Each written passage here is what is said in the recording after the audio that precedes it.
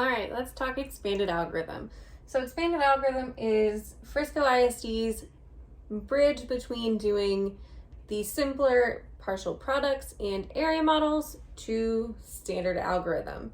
So we are going to start expanded algorithm in a similar way to how we started both area models and partial products. So if you remember, we're going to take our larger number and we are going to expand it.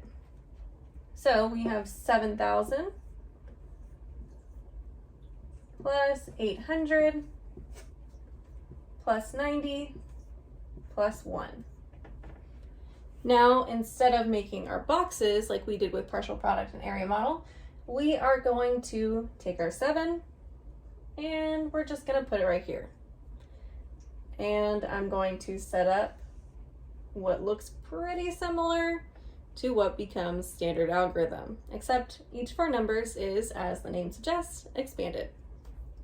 So to do expanded algorithm, what you're going to do is you're going to look at specific steps before moving on to the next ones. So for example, for our problem of 7,891 times 7, we are going to first look at our smallest number, 1, and we're going to multiply it by 7. So 1 times 7 gives me 7. It's a big 7.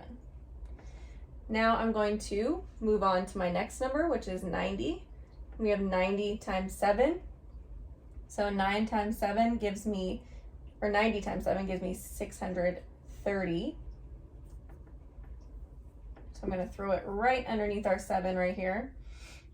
And then we're going to move on to our next number of 800, and we're going to multiply it by our factor of 7. So 800 times 7 gives me 5,600.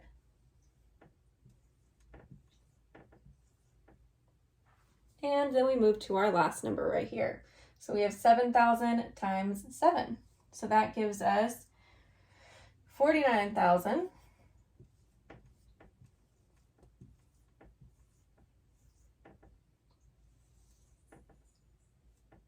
And now we have our list of partial products down here. And we are just going to take these and we are going to add them all together. So we have 7 plus 0 plus 0 plus 0 gives me 7. 3 plus 0 plus 0 gives me 3. 6 plus 6 plus 0 gives me 12. 1 plus 5 plus 9 gives me 15. And then we have 1 plus 4, which gives me 5. So our answer to 7,891 times 7 is 55,237.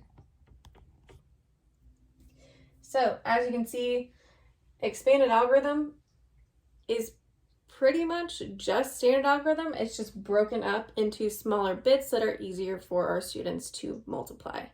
So we have our first example here. Now I'm going to show you what this looks like using 2 digits by 2 digits. So just like we've done before, we're going to expand our numbers here. So the reason that we expand these two is because they're both more than 1 digit. So we're going to take 16, it's going to become 10 plus 6. Then directly underneath that, we're going to expand our number of 17, which will become 10 plus 7.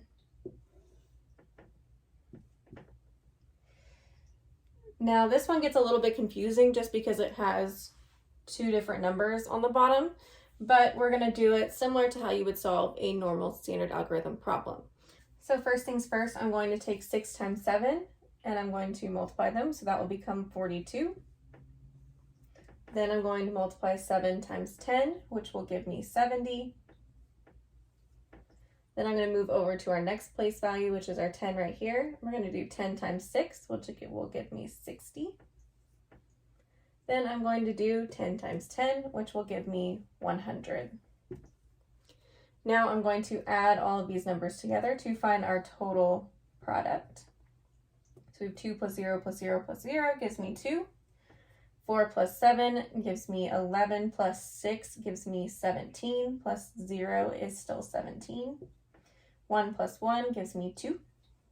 So the answer to our problem right here of 16 times 17 is 272.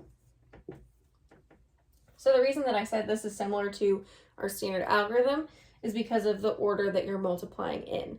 So when you do standard algorithm, you first multiply up, and then you multiply over, and then you move to the next place value where you multiply over, and then you multiply up. So it's the same thing, just with expanded numbers.